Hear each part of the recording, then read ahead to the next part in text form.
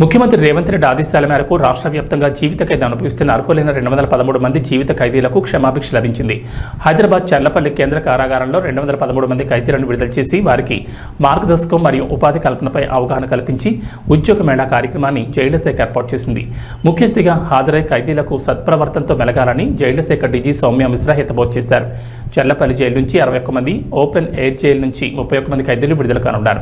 కార్యక్రమంలో ఐజీ రాజేష్, డీఐజీలు Muralibabu, Srinivasarao, Charlapalli jail superintendent Santosh నాయ్, open jail superintendent Sammaiah, Chanchalguda superintendent Shivakumar Goud, Charlapalli jail అధికారులు, ఖైదీలు, వారి కుటుంబ సభ్యులు పాల్గొన్నారు.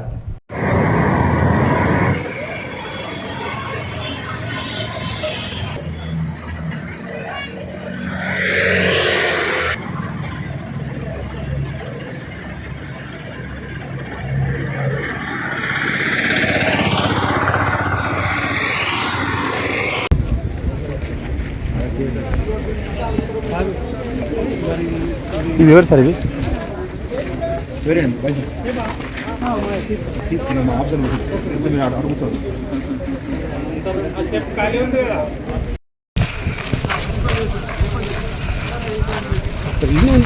లాంగ్ షాట్ తీసుకురా. ఇక నుంచి ఎట్లా జీవిస్తారండి?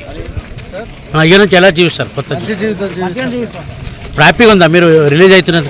అంటే ఇన్ని రోజులు మీరు ఏమని ఎలాంటి మార్పు అయింది ఖైదీలు?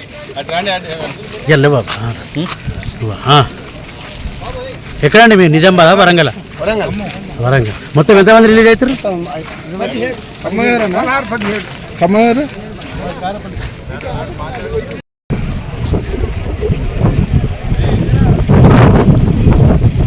ఎంతమంది రిలీజ్ అవుతారు మొత్తం? నిజామాబాద్ మీది? ఏ సెక్షన్లో వచ్చారు మీరు? 210 మొత్తం టోటల్.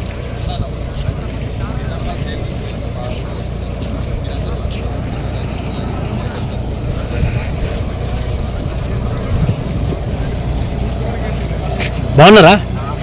పే కేసులో రిలీజ్ అవుతారు మీరు? పెన్నెళ్ళ వీళ్ళు ఉండవటి. ఇప్పుడు ఏమైనా మార్పు ఏంది అంటే ఇప్పుడు ఎట్లా జీవించాలనుకుంటారు మీరు? రాగండి ఆగండి. మీరు ఎట్లా జీవించాలనుకుంటారు? సమాజంలో ఒక వ్యక్తిగా జీవించాలనుకుంటున్నారు. అంటే మీ యొక్క భార్య పిల్లలు ఇన్ని రోజులు దూరమై మీరు ఎలాంటి క్షోభ అనుభవిస్తున్నారు? చాలా క్షోభ అంటే చెప్పలేనంత బాధ అనుభవించారు. ఇప్పటికైనా పరివర్తన ఏంటితో మాట్లాడి